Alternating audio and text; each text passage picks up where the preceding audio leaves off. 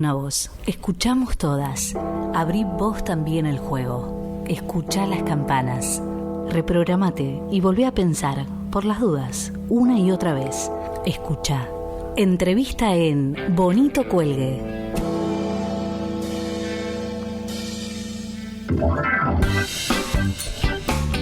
Bien, tercer bloque de Bonito Cuelgue, siendo las 15:23, tenemos el gusto de hablar con Diego Genoud, es periodista y escribió una biografía no autorizada de Sergio Massa, muy pero muy interesante, que trataremos de analizar estas características del presidenciable junto con Macri y con Scioli, según dicen las encuestas, para ser los candidatos de la presidencia en el año 2015, en este año en octubre. Diego, te saluda Adrián Pertoldi, ¿cómo estás?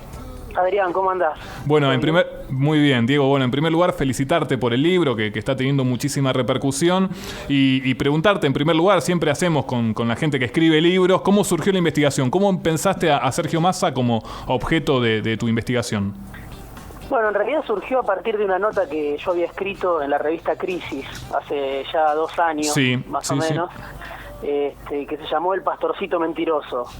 Y era una nota, bueno, donde yo hablaba de Massa, de su paso por la jefatura de gabinete, del gobierno de Cristina Kirchner, y también un poco de su gestión en Tigre, de la cuestión de los barrios cerrados, de esos años previos de Massa, en un momento en el que él todavía no había decidido romper con el gobierno nacional, ¿no? Estaba toda la especulación de si se lanzaba o no por fuera del kirchnerismo, si armaba un partido propio, si se quedaba dentro. Bueno, fueron todos esos 6 meses de 2013, esos primeros 6 meses donde realmente él concentraba la atención. No lo criticaba la oposición porque esperaban que se largue como candidato opositor, y no lo criticaba el oficialismo porque esperaban que todavía se quedara dentro del espacio de Frente para la Victoria, ¿no? Diego, Diego, ¿cuánto tardaste para la investigación, el laburo? ¿Cuánto fue en cuestiones cronológicas? Sí, mira, es 1 año y medio más o menos desde que empecé a trabajar, porque apenas se lanzó él en el Frente Renovador en junio, me pidieron el libro, me pidieron de varias editoriales en realidad, bueno, porque muchas veces las editoriales te piden libros instant book de un momento para otro. Yo por suerte me resistí a eso y logré que Sudamericana me dejara escribir con un poco más de tiempo. Así que bueno, sí, 1 año y medio, pero bueno, yo ya lo conocía desde antes a Massa, ¿no? Desde 2009 por lo menos, que le venía prestando bastante atención desde que fue jefe de gabinete. Hay unos datos importantes, ¿no? Porque uno de los emblemas que tiene Sergio Massa es el tema de la inseguridad, ¿no? De la seguridad, de cómo trabajar. Y a su vez, cuando uno mira que en Tigre el 60% de lo que es el espacio está ocupado en barrios privados, se genera cierta cuestión contradictoria, que vos laburás bien eso. Sí, bueno, ahí los números en cuanto a la superficie ocupada por barrios cerrados son materia también de discusión, de alguna manera. El gobierno de la provincia de Buenos Aires dice que es el 40% del total, y los asambleístas que se oponen, digamos, a la construcción de barrios privados indiscriminadamente dicen que es el 60%. Massa dice que hay 176 barrios cerrados. De todas formas es demasiado la superficie, claro, ocupada por barrios cerrados, y eso genera así como en cualquier otra geografía donde hay tan fuerte contraste, ¿no? Entre lo que pasa adentro y lo que pasa afuera. Bueno, genera gente que está desprotegida, incluso la policía que creó Massa, que es el Centro de Operaciones de Tigre, bueno, a veces es muy cuestionada por vecinos, porque a veces se lleva gente detenida por portación de rostro, digamos, por chicos que andan con gorrita, y entonces, bueno, el tema de la seguridad es un tema discutible, con el cual él hace campaña, por supuesto, por las camaritas que pone, por los drones, por los botones antipánico, pero bueno, también hay como otra cara, que yo la presento en el libro, no digo que sea la única cara, en todo caso será para el lector o para el que juzgue materia de discusión o de balance, cómo es esa receta de Massa, si tiene algo que ver o no con recetas del pasado, como las de Rucauf en su momento, o si es algo novedoso realmente, ¿no? Eso lo tienen que decir, bueno, por un lado los vecinos de Tigre, y por otro lado los que estén pensando en votar o no a Massa. Pero es evidente que hay contraste en el tema de la seguridad y en el tema de los barrios cerrados también, porque la elevación de suelos genera como muchos problemas y muchas inundaciones. Antes las inundaciones en Tigre eran producto únicamente de la marea o de la sudestada, y ahora son producto de la lluvia. Cada vez que llueve hay barrios enteros que quedan bajo el agua, es decir, con 1,5 metros o 1 metro o medio metro de agua dentro de las casas, cada vez que llueve. Entonces, bueno, eso es realmente un problema, y hay asambleas de vecinos inundados que se organizan y bueno, que les cuesta mucho tener la difusión que quisieran acerca de la problemática que los afecta, ¿no? Uno de los grandes fantasmas que tiene Sergio Massa alrededor, y que lo ha denunciado Elisa Carrió en muchísimas oportunidades, es que su financiamiento del Frente Renovador proviene del narcotráfico. ¿Esto es un mito? Digamos, ¿hay algunas puntas para poder al menos decir, bueno, cierto acercamiento? Digamos, ¿cómo ves ese tema que siempre está dando vuelta? ¿Cómo se financia el Frente Renovador, siendo él apenas un intendente de Tigre nada más, y con una cuestión territorial bastante escaso, al menos afuera del país? Sí, bueno, yo en alguna medida voy a defraudar, digamos, porque yo no encontré elementos nuevos acerca del financiamiento supuesto del narcotráfico detrás de Sergio Massa. Sí, lo que hice fue recopilar toda la información que hay, desde las denuncias de Elisa Carrió hasta las causas judiciales, que por ahí me parecen incluso más importantes. Sí, hay una causa judicial que la tiene un juez de Lomas de Zamora que se llama Alberto Santamarina, y él ahí investiga lo que es Nordelta, y en Nordelta sí hay narcotraficantes que fueron detenidos, hay una causa judicial donde hay escuchas, y uno de estos narcotraficantes detenidos, que es un pastor evangelista colombiano, dice: viene un allanamiento, nos avisó el alcalde, ¿no? Eso es quizá lo más comprometedor que tiene Massa, no es información que yo haya dado únicamente, no que ha salido publicada en distintos diarios. Sobre todo, bueno, en diarios que se permiten, aunque sea poner la lupa sobre estas cuestiones. Es un tema delicado, y yo se lo pregunto además a Eduardo Constantini, ¿no? Al dueño del Malva y el dueño de Nordelta. Le hago una entrevista extensa que la publico completa al final, y él dice, bueno, con el narcotráfico no podemos hacer nada. Efectivamente, dice él, es un nido de narcotraficantes Nordelta, lo dice él, que es el dueño. Es el dueño, bien. Exactamente, y bueno, dicen que no pueden hacer nada, y que efectivamente los narcos toman a Nordelta como un lugar que es utilizado como base, como refugio, como centro de operaciones. Y bueno, ahí hay toda una discusión para dar. ¿Quién tiene la responsabilidad? ¿A quién están ligados estos narcos? ¿Cómo llegan para lavar dinero? Y es muy cuestionada la construcción del Hotel Intercontinental adentro de Nordelta, que fue inaugurado, si no me equivoco, en el 2011 o 2012, con la presencia de Constantini, con la presencia de Sergio Massa y con la presencia de un arquitecto que se llama Walter, de apellido Mosca, Walter Mosca, y él es señalado como con vínculos muy estrechos con narcotraficantes. O sea, hay una causa grande, Massa no es la figura principal, pero digamos, Nordelta, el Hotel Intercontinental, gente que ha tenido relación con él, está involucrada en esta causa. Incluso hay un llamado que dice: el alcalde nos avisa del allanamiento. ¿Quién es el alcalde? Bueno, Elisa Carrió dice: es Massa, ¿no? Pero bueno, realmente lo que hago es recopilar, preguntarle a Constantini y aportar algo de información, pero no puedo decir yo en esta investigación les demuestro los vínculos entre Massa y el narcotráfico. ¿Quién lo financia? Bueno, es otro capítulo más que yo también desarrollo, que se llama ¿Quién lo banca?, ¿no? Diego, acerca de la, vos lo decías hace un ratito, acerca de protección que tienen diferentes medios. Yo vislumbro en el caso de Canal 26, también en el caso de América, A24, América. ¿De qué momento Sergio Massa empezó a tejer estas alianzas con algunos jefes de medios? También se habló que la semana pasada, hace 2 semanas, había tenido una reunión con Manieto, que le había pedido una mayor aceptación, mayor difusión de sus actividades por parte del grupo. ¿De qué momento empieza Massa a tejer este vínculo con los dueños de los medios? Te diría desde el minuto cero, ¿no?, de su carrera política, pero efectivamente, si bien él siempre tuvo relación con periodistas, el vínculo más estrecho con dueños de medios comienza en el 2002, cuando él llega al ANSES, ¿no? Bien. Si bien ya desde antes tenía algunas amistades, pero yo diría que el vínculo fuerte es en el 2002, cuando él se liga, por un lado, con los dueños de los bancos, ¿no? Como el Banco Macro de Jorge Brito, que es su amigo personal y que es uno de los bancos más grandes de la Argentina, el banco más grande de Argentina, más importante, presidente de la Asociación de Bancos. Y por otro lado, con los medios, él empieza, algunos lo recuerdan, en el 2002 con un micro en Radio 10 a la mañana, donde él, hacía un micro de jubilados, ¿no? Y a partir de ahí, su relación con Daniel Haddad, que además que era muy amigo del menemismo, por supuesto, y además del Pato Galmarini, que fue secretario de Deportes de Menem, que fue ministro de Gobierno de Duhalde.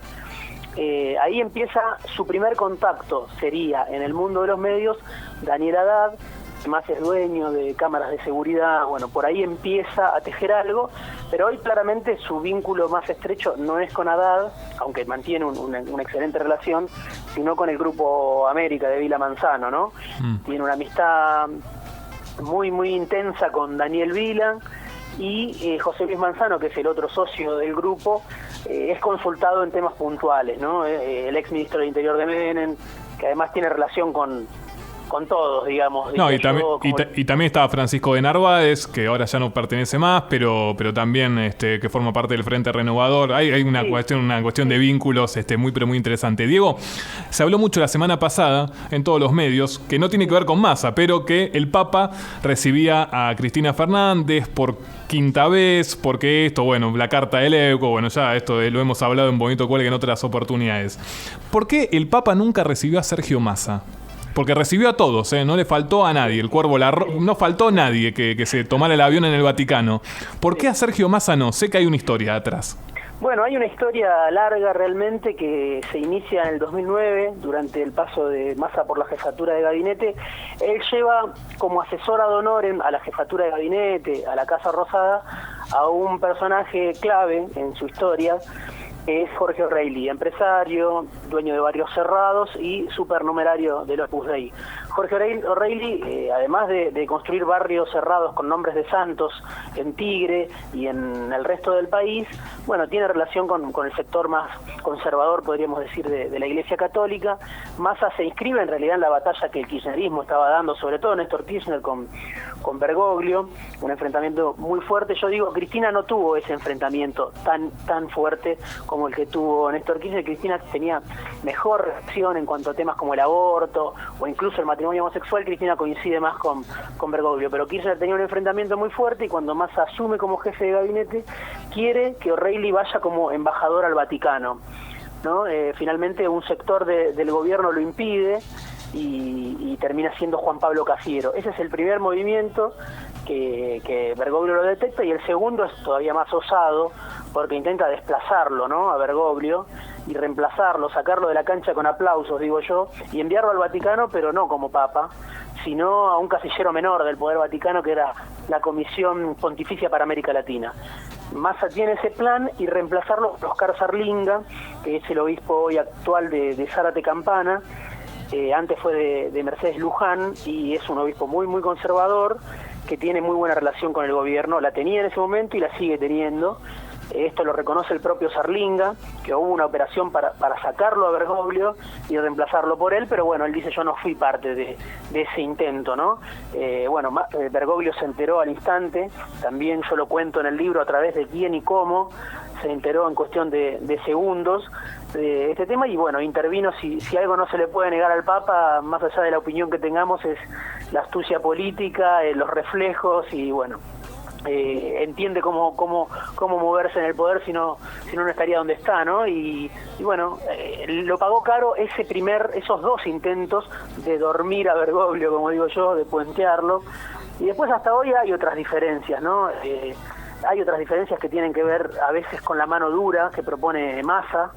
Bergoglio no está de acuerdo, tiene otra red de curas que trabaja en barrios carenciados y tienen otra lógica y otra política distinta a la que yo te comentaba antes, que a veces pareciera que está vigente en Tigre. de que si alguien es portador de rostro, o si alguien usa una visera, o si alguien es morocho, bueno, puede pasar un mal momento, digamos, frente a la policía de Tigre. No solo pasa en Tigre, esto pasa en el conurbano e incluso en la capital, pero digo, me parece que hay varias diferencias de Francisco con Massa, que tienen origen en aquella disputa, pero que hasta hoy se siguen reproduciendo esas diferencias. Por eso yo digo y cuento que Francisco lo llama el falso profeta, ¿no? A Massa, por esto de anunciar un paraíso que, bueno, que no es capaz de cumplir, ¿no? Buenas tardes, Diego. Iván Alexis Nordi te saluda. Muy bien. Quería consultarte acerca de algo que mencionaste al pasar. En un momento dijiste que el primer acercamiento de Massa con los medios fue a través de Daniel Haddad y que otro vínculo que tenían era que Haddad también es dueño de cámaras de seguridad. Algo que en varios momentos se le criticó a Massa fue el tema del vínculo con estos empresarios. Durante tu investigación, ¿qué pudiste recabar al respecto de esto?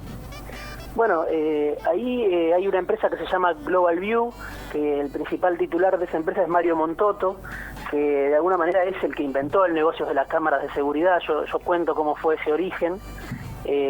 Las cámaras de seguridad están en Tigre, pero están en la capital federal también. Hoy en Capital Federal hay 2.000 cámaras de seguridad, en Tigre hay 1.000. El otro día la escuchábamos a Gaby Michetti en el debate, si no me equivoco fue ella la que dijo vamos a llevar a 4.000 las cámaras. Bueno, las cámaras son de esta empresa que se llama Global View y que tiene generalmente como intermediario a la Universidad Tecnológica Nacional, ¿no? La UTN funciona como nexo para firmar contratos con los municipios, con esta empresa. Yo sé que Montoto, que es este empresario que tiene muy buena relación con Haddad y aparece en varias sociedades con él, todo el mundo lo llaman de distintos lugares de América Latina, y lo cuento en el libro, para pedirle que les muestre cómo es el sistema. Él prefiere llevarlos a la ciudad de Buenos Aires, que, bueno, es el territorio más cercano, pero vienen alcaldes de distintos lugares de América Latina que quieren conocer cómo es el sistema de Tigre, ¿no? Y bueno, él a veces con fastidio va hasta Tigre, los lleva y les muestra cómo es el sistema, que bueno, en algunas ocasiones falla, como en el caso de donde se enfrentó la Barra Brava de Tigre en el 2013, a principios de 2013, que si bien era en San Fernando, que es un municipio pegado a Tigre y que además es gobernado por un masista, bueno, en ese momento hasta Cristina Kirchner le reclamó a Massa, sin nombrarlo, en un discurso en la Asamblea Legislativa en el 2013, bueno, las cámaras no funcionan cuando tienen que funcionar, ¿no? De alguna manera él es el abanderado de proponer, de postular o de sostener que la solución al delito, a la criminalidad o a la violencia urbana comienza por instalar cámaras por todos lados, ¿no? Vos que estuviste investigando al personaje y supongo que debido a eso lo conocerás en profundidad, ¿cuál te parece que es su mayor virtud de cara a su candidatura como presidente? Y bueno, me parece que virtud o característica que es necesaria para la política un poco es la audacia, ¿no? La audacia, la ambición. No digo que alcance con eso, pero la audacia, la ambición y la capacidad de convencer a sus pares, ¿no? Si bien hoy aparece más rezagado en las encuestas, Massa es una persona muy joven para ser candidato a presidente y sumó muchas voluntades en poco tiempo. Me parece que tiene características no sé si de liderazgo, pero de conducción, de capacidad de liderar un polo. No sé si digo liderazgo cuando uno dice liderazgo, un líder nacional, un estadista, no, me parece que todavía no está en esa liga, pero sí creo que puede generar con muy poco un proyecto político con base en los municipios. Además, no es solo un proyecto mediático, me parece a mí, no es solo que tenga que ver con que él es inteligente para algunas cosas, sino que además tiene una base territorial, y en eso él de alguna manera tomó en cuenta lo que Néstor Kirchner hizo cuando fue presidente, que fue gobernar la provincia de Buenos Aires a través de los intendentes puenteando al gobernador, ¿no? Él, viendo eso, aprovechó y se lanzó como como intendente, estando al frente del ANSES. Se podría haber quedado, era un funcionario de confianza de Néstor Kirchner y decidió ir a tener su propia base territorial en Tigre, en ese 2007, en el que Néstor y Cristina Kirchner lo acompañaron y estuvieron presentes en su asunción. Entonces digo, bueno, la audacia, la ambición y leer algunas coordenadas de lo social también, su apuesta por la seguridad, bueno, no es el primer candidato que se hace famoso hablando de la seguridad, después muchas veces se desvanecen. En este caso me parece que tiene como diferencia, como plus, la cuestión de lo territorial y de los municipios, que hay que, si lo puede sostener o lo puede proyectar, pero tiene características como para tomarlo en cuenta, me parece. Estamos hablando con Diego Genut, es periodista, autor de la biografía, la biografía no autorizada. Diego, te hago una consulta con respecto al tema. Hablamos obviamente del político, pero también está la persona detrás, y quería consultarte acerca de qué influencia, en el caso puntual, tiene Malena Galmarini en todo esto. Digamos, porque a veces, bueno, siempre la esposa, no sé, pienso en el caso de Obama. Me parece que el caso de Malena Galmarini da también un aspecto de mujer dura, de un aspecto que tiene una importancia muy superlativa sobre Massa. ¿Es tan así? ¿Cómo ves ese vínculo? Mira, yo la verdad lamentablemente no pude hablar ni con Massa, que me prometió 3 o 4 veces personalmente que me iba a recibir y finalmente no lo hizo, ni tampoco con Malena. Pero por lo que hablé desde con Fernando Galmarini hasta con otra gente muy cercana a la pareja, Malena es una figura importante. Es una figura importante desde que se conocieron. Massa era un desconocido y ella ya era la hija de un funcionario importante de Menem. Tenía una relación estrecha con Menem. Menem la adoraba. Hay crónicas de los años de Menem como presidente donde se cuenta cuál era ese vínculo con Malena Galmarini, y la nombra subdirectora nacional de la Juventud en el año 98. Ya Menem también había intentado construir política a partir de los jóvenes. Malena, bueno, quería ser la directora, finalmente no pudo, pero fue la subdirectora de una estructura nacional y Massa la acompañó en ese primer intento. Desde entonces hasta hoy siempre fue importante. Si mirás 10 años después, en el 2009, una instancia que quedó inmortalizada, que es la de Wikileaks, sí, donde Massa se junta con la embajadora norteamericana, sí, y dice que Kirchner era un perverso, un monstruo, un batallón cobarde. Estaba acompañado por una sola persona, que era Malena Galmarini, en un asado, en una cena de 6 personas nada más, ¿no? Me parece que eso es importante y te habla un poco de la influencia de ella. En otras reuniones, como con el CEO de Techín, con Paolo Roca, que fue una nota que yo publiqué en el diario Perfil hace un par de años también, antes de que Massa se lance como candidato a diputado por la provincia de Buenos Aires, estaba acompañado de Malena Galmarini, y ella incluso forma parte de una mesa muy muy chica, donde está Alberto Fernández, donde está Juanjo Álvarez, donde están 3 intendentes y donde está ella. Me parece que es una persona que Massa escucha. No diría que conduce ella, el propio Galmarini me dice el jefe es él, pero evidentemente es una sociedad política y ella tiene opinión política, tiene una formación política y tiene una historia que la habilita para sentarse en esa mesa chica del masismo. Diego, te hago la última pregunta y agradeciéndote el contacto que tuviste con nuestro programa. Está en este tablero, hay 3 personas, está Mauricio Macri, Daniel Scioli y Sergio Massa para ser presidentes en 2015. ¿Cuál es la relación de Massa con ellos? Digamos, con el vínculo con Scioli y en el caso también con Macri. Yo los veo muy parecidos en muchas cuestiones, en los términos que utilizan, pero bueno, más allá de opiniones personales, quería saber tu olfato, primero como periodista y después de hacer esta biografía, tanto con Macri como con Scioli. Tiene un vínculo estrecho con los dos, me parece, ¿no? De hecho, con Macri, bueno, sellaron una alianza en el 2013 para ponerle límite al kirchnerismo, sí, en la provincia de Buenos Aires.